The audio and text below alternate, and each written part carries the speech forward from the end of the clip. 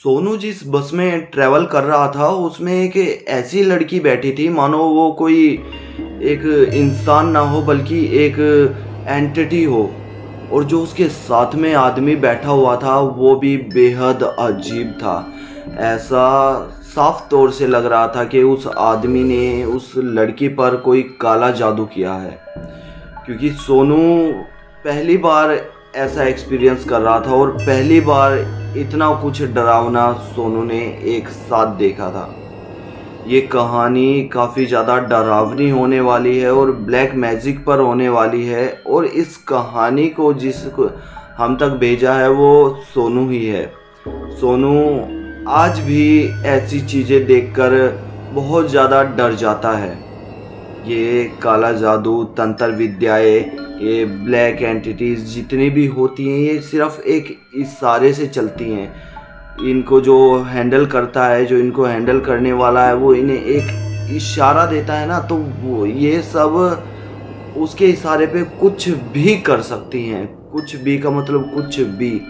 वशीकरण करना हो, किसी को अपने जाल में फांसना हो, किसी को बर्बाद करना हो, किसी के जान से मार देना हो, कुछ भी हो, काला जादू हर वो चीज़ कर सकता है जो इंसान सोच सकता है। ऐसी ही एक काले जादू के ऊपर आज वीडियो ले आया हूँ। अगर अभी तक चैनल को सब्सक्राइब नहीं किया है तो पहले यार चैनल को सब्सक्राइब करो, कि मज़ा आ जाएगा सब्सक्राइब कर दोगे तो, क्योंकि हौसला और ज़्यादा बढ़ जाता है, मज़ा और ज़्यादा आने लगता है जब चैनल सब्सक्राइब हो जाता है। तो फटाफट से कर लो, ऑल के ऑप्शन को क्लिक करना, साथ में बेल आइकन को प्रेस कर लेना, ताकि कोई भी अपडेट वीडियो जो भी हम अपलोड करें आप तक ज़रूर पहुँच जाए। अगर नहीं पहुँचेगी तो आप बताइए बहुत कुछ मिस कर दोगे। एक छोटा सा इंट्रो, फिर चलते हैं कहानी की तरफ और जानते हैं इस इंटरेस्टिंग स्टोरी को। नमस्कार, जय भोलेनाथ। मेरा नाम शंकर है। मैं कहानियाँ सुनाता हूँ, ऐसे किस्से कहानी आप सभी के लिए लेकर आता हूँ जो सच्ची घटना पर आधारित होते हैं।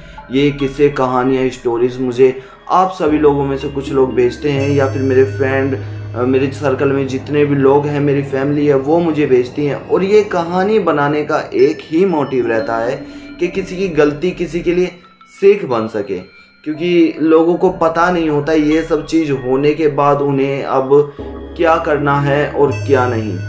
ऐसी ही स्टोरीज आप सभी के लिए लेकर आता हूँ और आप सभी का मनोरंजन होता है। तो दोस्तों चलिए बढ़ते हैं कहानी की।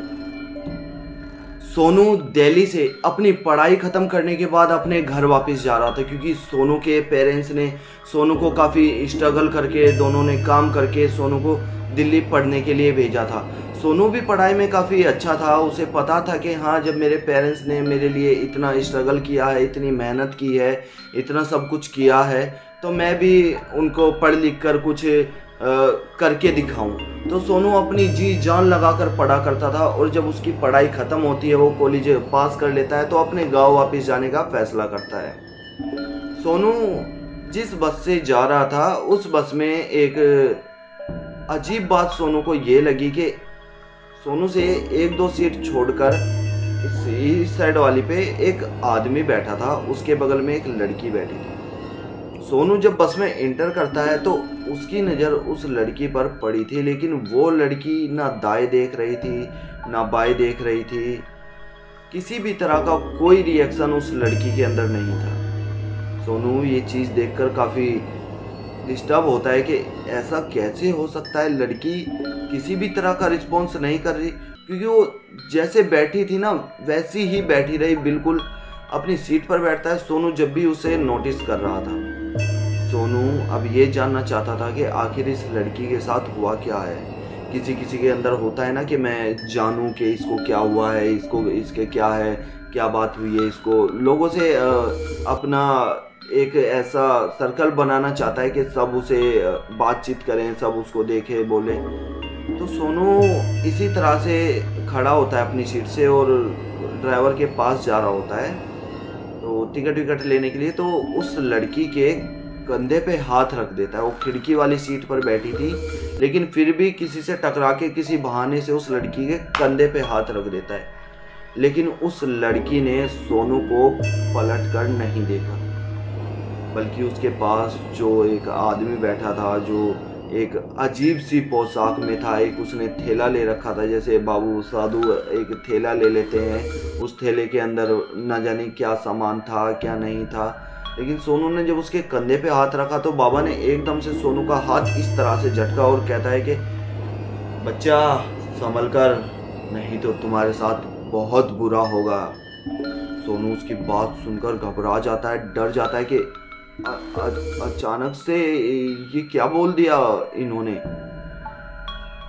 सोनू इस बात को सुनकर जाता है, टिकट लेता है, अपनी सीट पर बैठ जाता है। बस चलना स्टार्ट होती है। अभी भी यही थे दिमाग में बात कि क्या हुआ है, क्या हुआ है, क्या हुआ है, क्या हुआ है, क्या दिक्कत क्या है इस लड़की को, जानना चाहता था।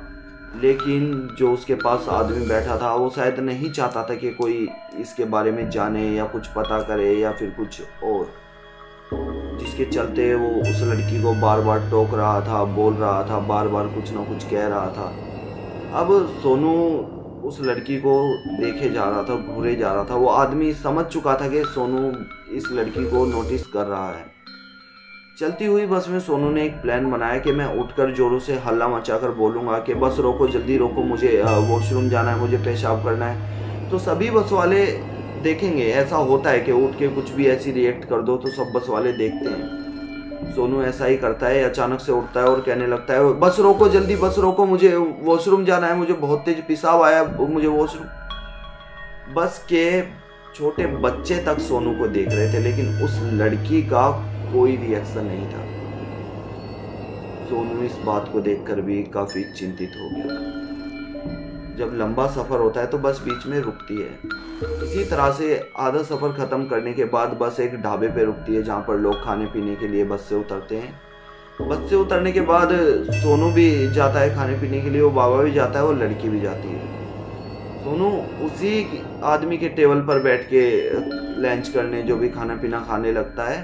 सोनू देखता है उसके थैले में एक छेद है और एक गुड़िया की गर्दन, एक डॉल की गर्दन उस थैले से बाहर निकल रही है और ऐसा लग रहा है कि वो सोनू को ही देख रही है। और उस डॉल का फेस मैं आपको बताऊं, बिल्कुल उस लड़की जैसा था।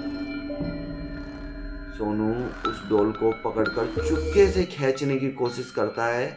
इतने में वो आदमी सोनू को देख लेता है, खड़ा होता है और सोनू को डांटने लगता है, जोरों से चिल्लाने लगता है सोनू के ऊपर, कहने लगता है कि तुम्हारी हिम्मत कैसे हुई मेरे थैले को हाथ लगाने की, चोरी करना चाहते हो, ये वो वगैरह वगैरह। सोनू की वहाँ किसी तरह की कोई मजाल ना हुई। लेकिन हैरान कर देने वाली बात तो ये थी कि उस लड़की ने दोबारा से सोनू की तरफ नज़र उठा के भी नहीं देखा। ये बात सोनू को हिला कर रख देती है, क्योंकि सोनू के साथ आज तक ऐसा नहीं हुआ था। सोनू पूरा सफ़र तय करता है और अपनी मम्मी को जब ये सारी बातें बताता है तो सोनू की मम्मी कहती है कि बेटा तुम्हें इन सब चीज़ों में नहीं पड़ना चाहिए। ये जो तुम गुड़िया बता रहे हो, लड़की की ऐसी हालत बता रहे हो, ये सब काले जादू का असर होता है। और तुम कल मेरे साथ मंदिर भी चलोगे, क्योंकि मैं नहीं चाहती कि मेरा बच्चा किसी भी परेशानी में पड़े, किसी भी प्रॉब्लम में पड़े। सोनू की मम्मी सोनू को मंदिर ले जाती है। वहाँ पर थोड़ी सी सोनू को बाबा का आशीर्वाद मिलता है। सोनू ठीक है, लेकिन सोनू जब भी कभी अब ऐसा सफ़र करता है तो ऐसे लोगों से थोड़ा दूर ही रहता है, क्योंकि जो सोनू की मम्मी ने बताया वो दिल दहला देने वाला था। और जिस तरह से सोनू की मम्मी ने एक्सप्लेन किया, उसके बाद शायद ही कोई इन सब लोगों के पास इन सब चीज़ों में पड़ना चाहेगा। आज की कहानी में इतना ही। कैसी लगी स्टोरी कमेंट सेक्शन में ज़रूर बताना। साथ ही अगर आपने चैनल को अभी तक सब्सक्राइब नहीं किया है तो प्लीज़ चैनल को सब्सक्राइब करें, ऑल के ऑप्शन को क्लिक करें, साथ ही बेल आइकन को प्रेस करें ताकि हमारी कोई भी अपडेट वीडियो आपसे मिस ना हो पाए। अगर आपके पास भी ऐसी ही कोई स्टोरी है तो आप हमें भेज सकते हैं, क्या पता हमारी नेक्स्ट वीडियो आपके अकॉर्डिंग बन रही हो। नमस्कार, जय भोलेनाथ। मेरा नाम शंकर है, मैं कहानियाँ सुनाता हूँ।